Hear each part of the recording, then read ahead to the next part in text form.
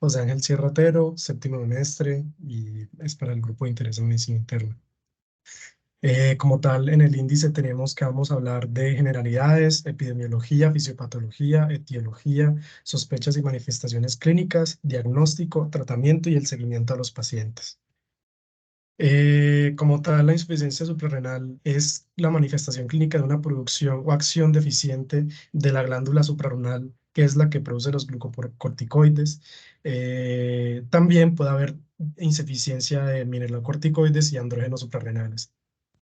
Es un trastorno potencialmente mortal que puede resultar de una insuficiencia suprarrenal primaria o de una enfermedad suprarrenal secundaria debido al deterioro del eje hipotálamo pituitario.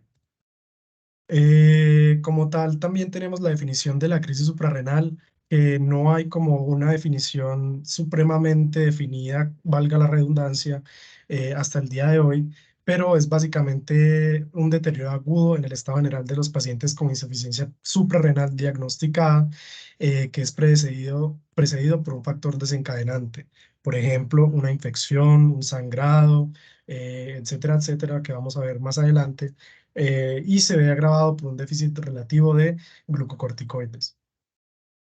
La epidemiología, desgraciadamente, en Colombia no está como muy bien estipulada, ya que es una situación como que no es como diagnosticada todos los días y es muy eh, pasada por alto, pues como en esta parte del mundo.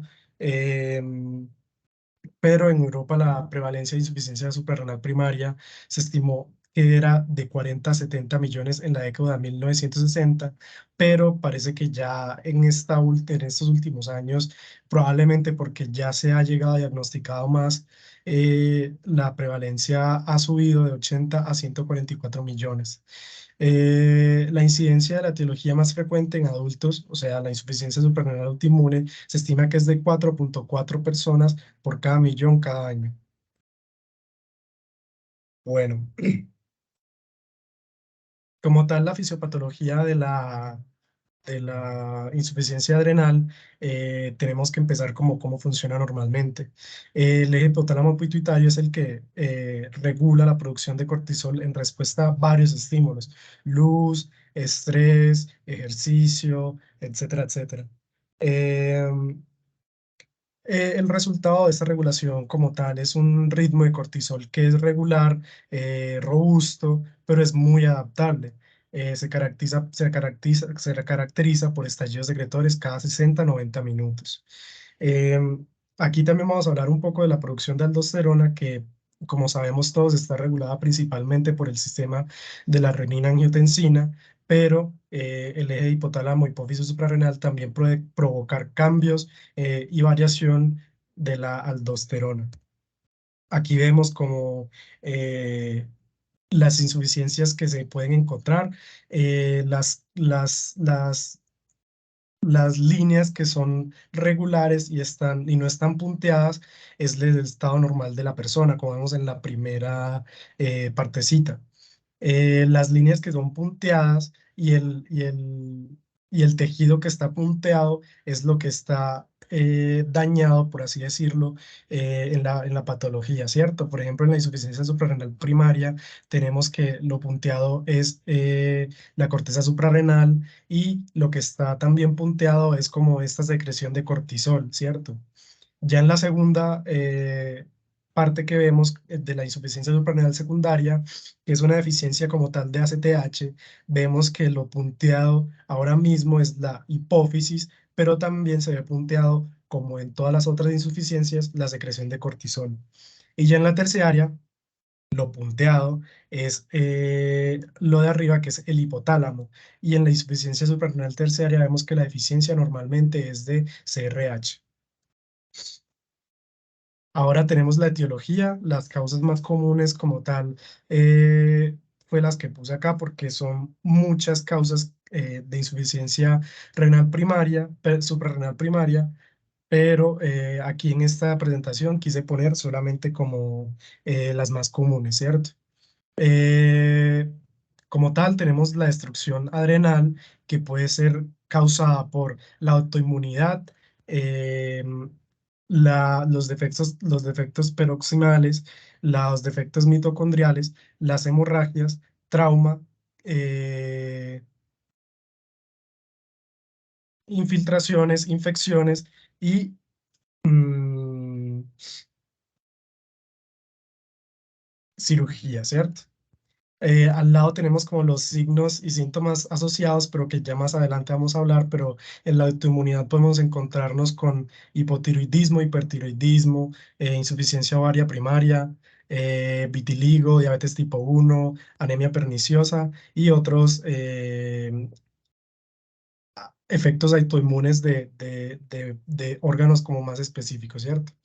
Eh, en los defectos paroximales tenemos la neurodegeneración progresiva, los cambios en el comportamiento, la deficiencia cognitiva o ya los cambios cognitivos, que es más como pérdida del hablar, de la visión, de la escucha. Y ya como más crónico es la demencia, la espasticidad y las convulsiones.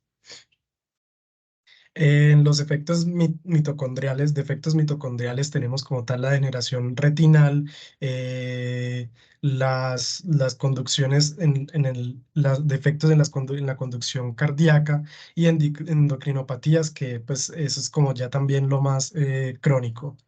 Em, la hemorragia como tal se ve también en los recién nacidos como una hemorragia bilateral de ambas glándulas y ya la hemorragia debido a el SAF y algunos defectos en la anticoagulación.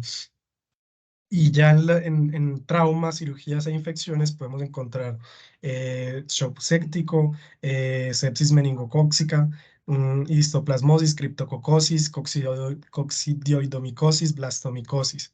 El citomegalovirus, el VIH y el sífilis son muy importantes pues en esta patología, pero antes se decía que la tuberculosis era hasta la primera causa de la insuficiencia adrenal primaria. Ahora ya es destronada pues como por la autoinmunidad, pero antes se decía que era la tuberculosis que era la primera causa. Y ya en la infiltración tenemos el cáncer metastásico, linfoma primario adrenal, amiloidosis, sarcoidosis y la hemocromatosis. Y ya drogas importantes son el ketoconazol, que vamos a ver que en el, como en el algoritmo diagnóstico es muy importante lo que va a salir, rifampicina, fenitoína, fenobarbital, aminoglutamida, mitotanos, y muchos más, ¿cierto? Ya la etiología de la insuficiencia renal secundaria tenemos que es por síndrome de quitar pues como los esteroides que se estaban dando, si el paciente usaba los opioides, los tumores y el trauma, pero esta vez obviamente en un órgano pues en un órgano diferente a las glándulas suprarrenales. Eh, y ya tenemos causas congénitas, pero pues que obviamente ya se ve mucho más pues en niños y no se ven adultos, ¿cierto? Y ya la etiología de la insuficiencia renal terciaria, eh, también tenemos que es por quitar los esteroides que venía utilizando el paciente, pero esta vez por más de 2 semanas. Los opioides, los desórdenes inflamatorios, el trauma, la radiación, la cirugía, tumores y otra vez también los enfermedades infiltrativas. Em, ya listo, ahora tenemos aquí como tal las sospechas y manifestaciones clínicas, que importante decir que la deficiencia de cortisol causa debilidad como general, estas como manifestaciones clínicas generales, debilidad, fatiga, anorexia, náuseas, vómito, hipotensión, hiponatremia e hipoglucemia. Y la deficiencia de aminoglucocorticoides produce pérdida real de sodio, retención de potasio y puede provocar deshidratación grave, hipotensión, hiponatremia, hipercalcemia y acidosis.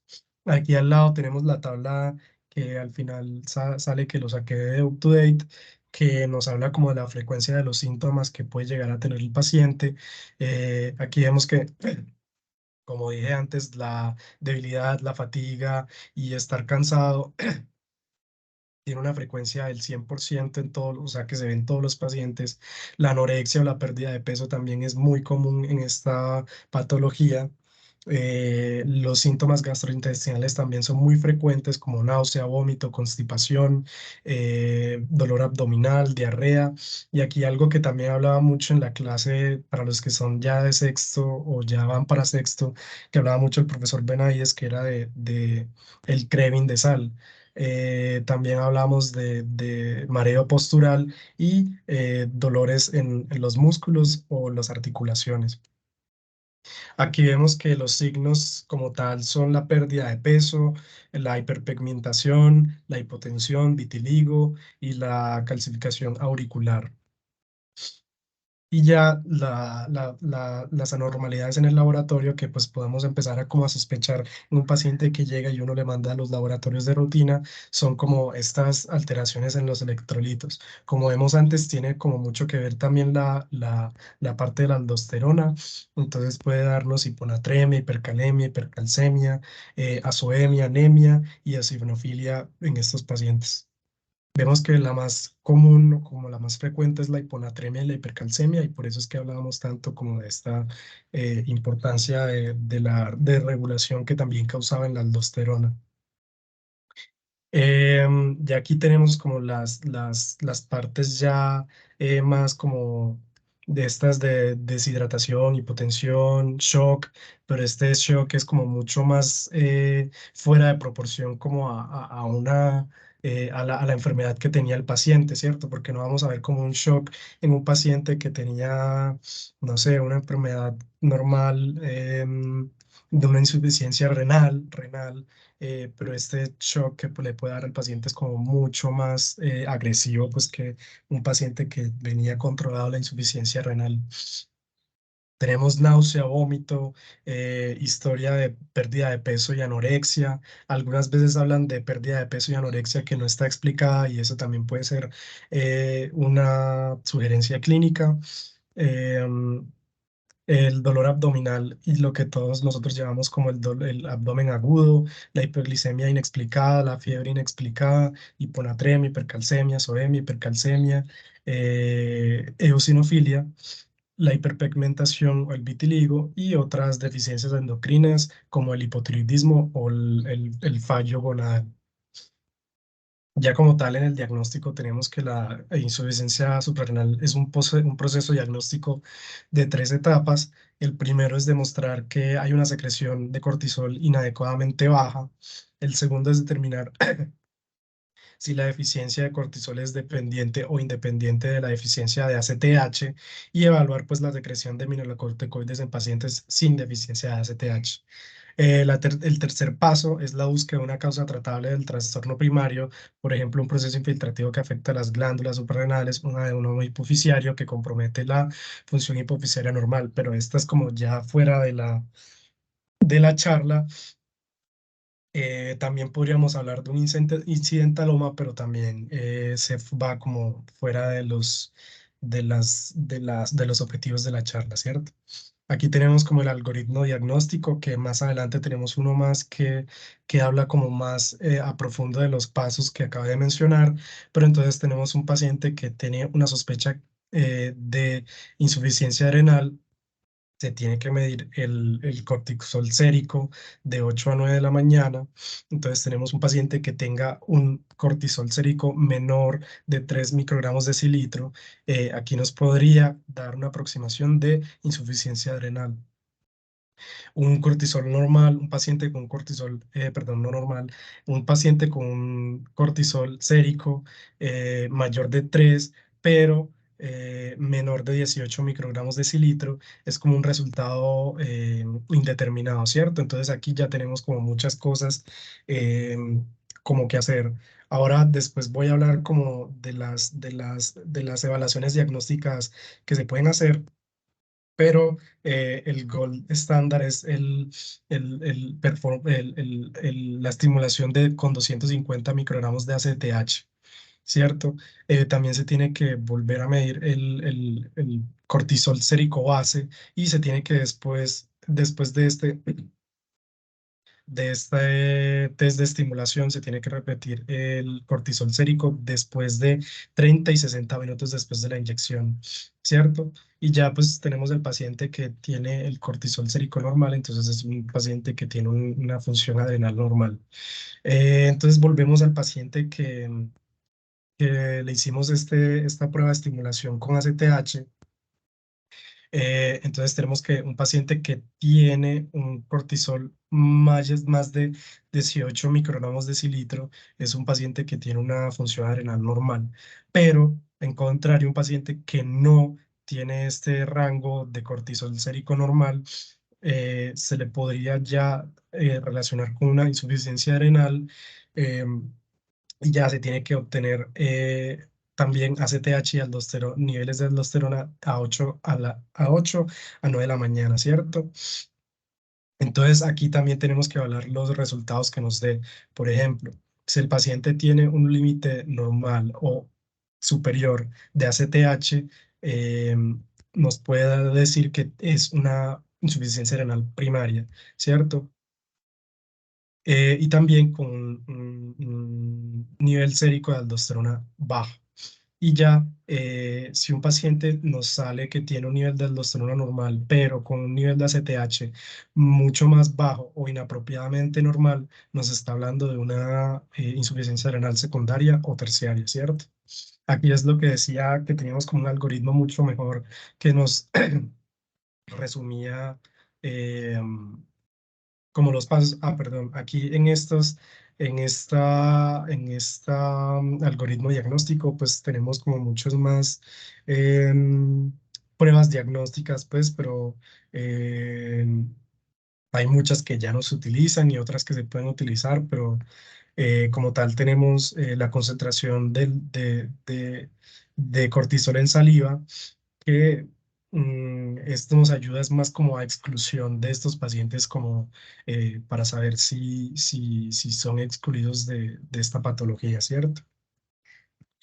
Y ya tenemos también las mediciones de cortisol urinario que también es más como para... no se usa mucho como para esta detección de insuficiencia suprarrenal, pero igual tenemos como esa esa prueba para hacer, ¿cierto? Y también tenemos la prueba de tolerancia a la insulina, que es como la más ideal para esta insuficiencia renal secundaria. Y ya la prueba de glucagón, que es mucho más importante en los niños, ¿cierto? Pues como decía, aquí están los pasos que hablaba antes, como de las etapas diagnósticas. No voy a hacer como mucha énfasis en esto, pues ya es como ya hice el resumen, pues como de lo importante en el algoritmo diagnóstico del que hablé antes. Pero en el que sí voy a quedarme es como en esta paso 3 que es como ya ver las causas orgánicas, pues como de de la insuficiencia renal, ¿cierto? Entonces, en un paciente que vemos que ya pues está confirmada esta, vemos, primero tenemos que hacer una resonancia magnética de la glándula pituitaria para descartar pues como esos procesos infiltrativos como cáncer, eh, ¿cierto? Cáncer, alguna cirugía reciente que se hizo en la glándula o cerca de la glándula que puede llegar a alterarla. Y ya tenemos también las pruebas de anticuerpos que nos dicen que si el paciente tiene una adrenalitis autoinmune, que es la primera pues, causa como de insuficiencia adrenal primaria.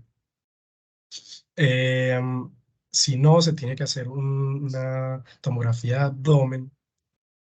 Vemos cómo están las glándulas, si están enlargadas o están calcificadas. Tenemos que buscar si es alguna infección, si están infartadas, si hay un hematoma, si hay una enfermedad infiltrativa, si están alguna hemorragia cercana. si hay hipoperfusión de estas, y si sale normal, pues ya aquí tenemos como las pruebas genéticas, eh, que ya ese es como el último paso, ¿cierto? Y ya si no sale ninguna de estas positivas, tenemos que la causa podría ser probablemente la insuficiencia renal primaria idiopática. Aquí tenemos ya también que determinar la etiología del paciente con insuficiencia renal. Entonces, como decía antes, que las drogas son muy importantes pues en esta eh, patología. Entonces preguntamos primero entonces si el paciente está en mitotano, ketoconazol, metirapón, y si el paciente está, puede hablarnos como de una insuficiencia renal inducida por drogas. Y si no, aquí tenemos que medir ya la 21 hidroxilasa, anticuerpos contra 21 hidroxilasa, y ya, pues si es positiva, como hablamos antes, es probablemente una insuficiencia renal autoinmune. Y si es negativo, pues tenemos que medir, obviamente, ya las pruebas genéticas, y ya todo lo que se habló antes, ¿cierto? Ya como tal el tratamiento, tenemos que en todos estos pacientes con insuficiencia renal que ya están confirmados, se tiene que hacer un reemplazo de corticoides, ¿cierto? La hidrocortisona es como la más importante pues en estos pacientes. Se da normalmente 15 a 25 miligramos divididas en dos o tres dosis diarias. Como alternativa de la hidrocortisona tenemos la prednisolona de 3 a 5 miligramos día en una o dos veces al día, ¿cierto? Repartidas en una o dos veces al día. Una recomendación que nos hicieron en la clase fue como evitar el monitoreo hormonal, ajustar, y se tiene que ajustar el tratamiento solo en función a la respuesta clínica. También se puede hacer el reemplazo de mineralocorticoides. El más importante como tal es la fluocortisona, una dosis inicial de 50 a 100 microgramos día. Importante pues como decirle al paciente que no debe restringir el consumo de sal. eh, Tampoco, o sea, de restringir el consumo de sal, refiriéndonos como a que ya no puede comer sal, pero pues decirle que su consumo de sal debe disminuir, pero claramente no cancelarlo o quitarlo totalmente, ¿cierto?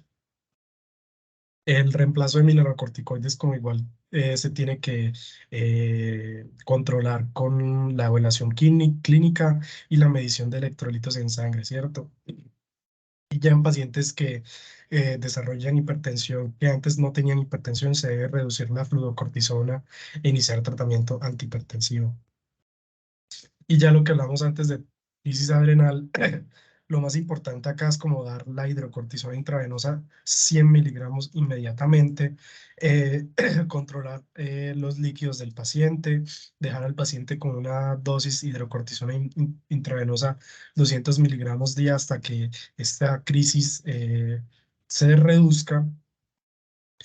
Si la hidrocortisona no está disponible, se puede dar prednisolona como alternativa, ¿cierto? Y ya como importante es que la dexametasona, a pesar de que se puede dar, es la alternativa menos preferida, ¿cierto? Aquí el seguimiento de los pacientes es el seguimiento clínico importante, ver la pigmentación, la presión normal, el peso que ya esté estable. Si el paciente nos refiere que tiene hipotensión ortostática, probablemente sea por el consumo de los mineralocorticoides y el consumo de sal. Hay que siempre estar pendientes, como dije antes, de el sodio, el potasio, glucosa. Y ya que importante es como no se recomienda la medición de cortisol en un paciente que vemos el seguimiento clínico, que es un paciente que ya está mejorando. Y si es un paciente que no viene con la mejoría clínica, también tratar como de hacer una eh, buena historia clínica para ver si es por la patología que el paciente tiene, que seguimiento clínico puede llegar a ser anormal, ¿cierto? Y ya eso es como todo lo que les quería decir de la insuficiencia adrenal. No sé si tengan dudas, comentarios.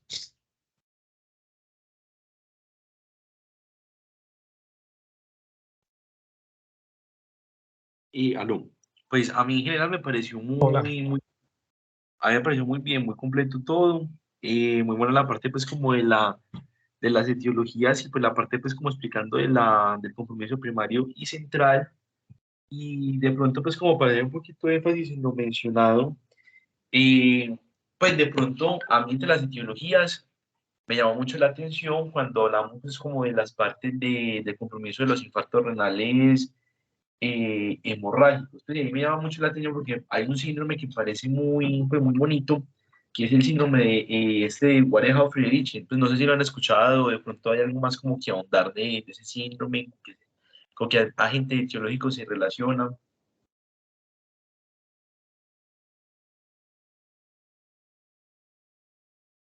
Sí, o sea, este síndrome, pues como que se da principalmente por estas también de la suprarrenal, eh, y también su causa como más infecciosa, ¿cierto? Pero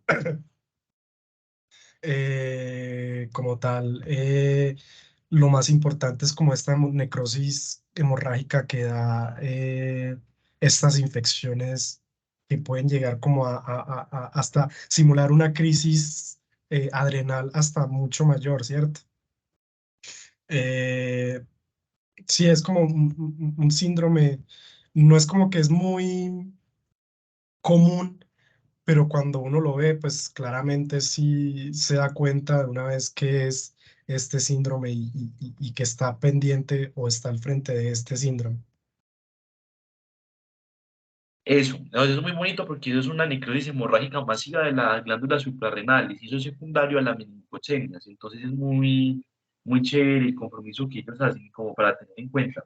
Posterior a eso, usted mencionaba lo de las insuficiencias adrenales centrales por el déficit de los esteroides, cómo es la supresión de los esteroides en el eje y cuáles son las consideraciones, tanto con o sea, con qué dosis o qué es lo importante del día de tratamiento con esteroide y cómo se podría manejar, o sea, cómo esa parte de la supresión del eje adrenal por los esteroides.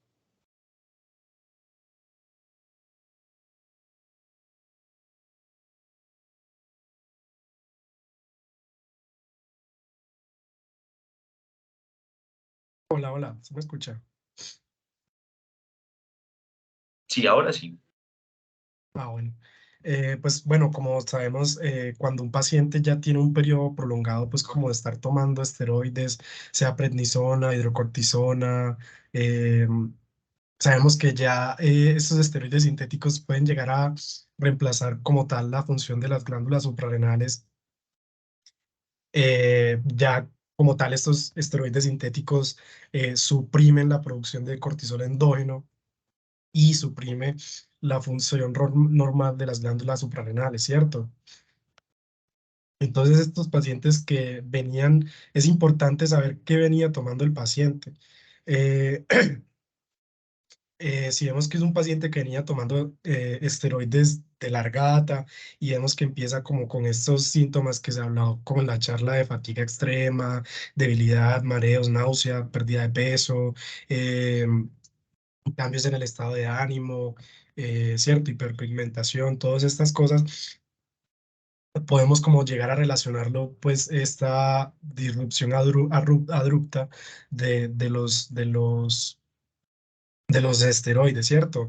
Entonces vemos que hay un artículo que hablaba como mucho de la retirada gradual o el tapering que se hacía pues como en estos pacientes que tomaban esteroides a dosis altas y por mucho tiempo. Entonces lo que tenían que hacer era como que esperar a que las glándulas suprarrenales se adapten como a ir a estos ajustes de dosis graduales para que eso mismo, que las glándulas suprarrenales se adapten.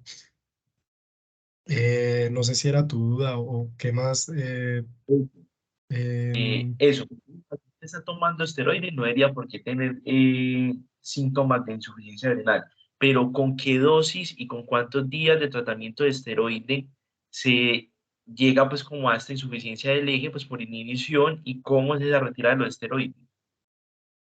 O sea, yo, por ejemplo, ¿con cuánto tiempo y cuántos días de esteroides se da la supresión?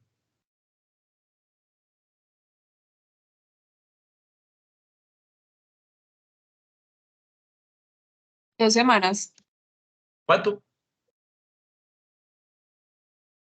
no son dos Pues semanas. como tal, una dosis diaria como de prednisolona, ¿cierto? Diaria, un paciente que ya viene tomando pues, esteroides eh, ya crónicamente, es como una dosis de 5 a 7,5 miligramos, que es como la dosis equivalente para suprimir la dosis endógena de cortisol, ¿cierto? ¿Cuántos días?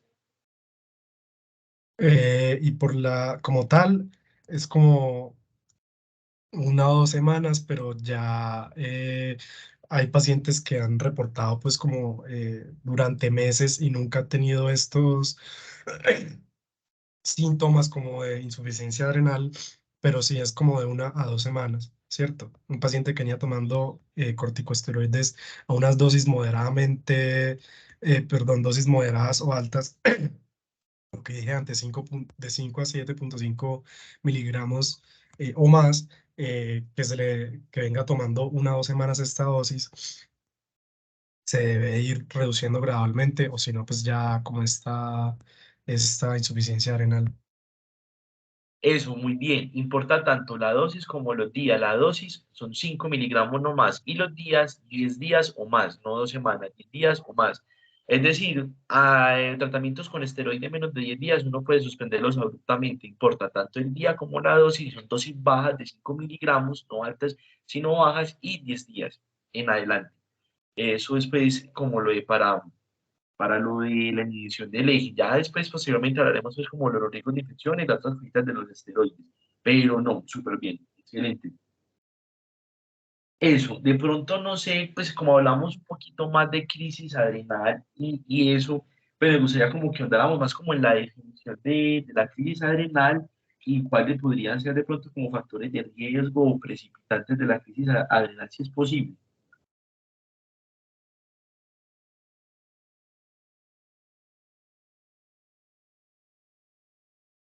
Claro, yo iba a meter pues como los factores precipitantes de insuficiencia adrenal, pero era más como muy relacionado a las etiologías, ¿cierto? Infecciosas, el estrés físico, las hemorrágicas, ¿cierto? Los factores de riesgo son muy relacionados como a las posibles etiologías. Pero como tal de la crisis adrenal, insuficiencia adrenal aguda, lo mismo, la suspensión brusca de esteroides, el estrés físico o emocional intenso, infecciones severas, las enfermedades autoinmunes, hasta el uso crónico de esteroides aumenta la probabilidad de que una insuficiencia adrenal aguda eh, en estos pacientes.